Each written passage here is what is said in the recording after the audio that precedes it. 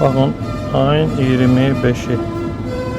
Bu bir tane bakayım ayın 25'i.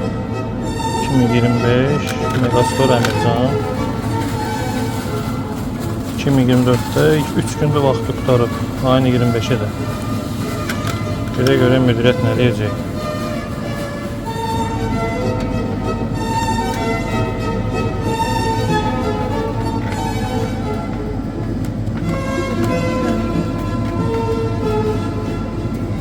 Tarixine bakın ya, orada pendir 3 gündür sroku geçip qalıb vitrində. Tarixine bakın o.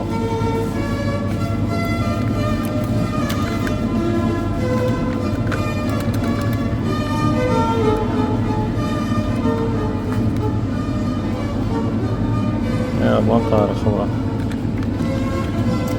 Gedək dayış.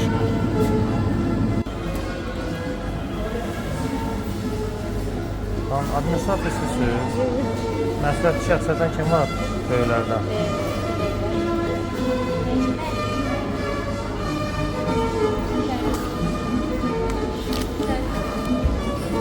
Tamam, Melek.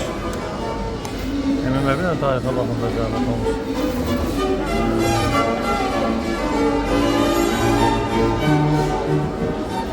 Üç gündür var.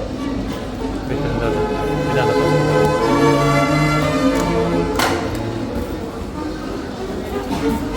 Yani götüreceksiniz de mal var orada. Gösterirsiniz de.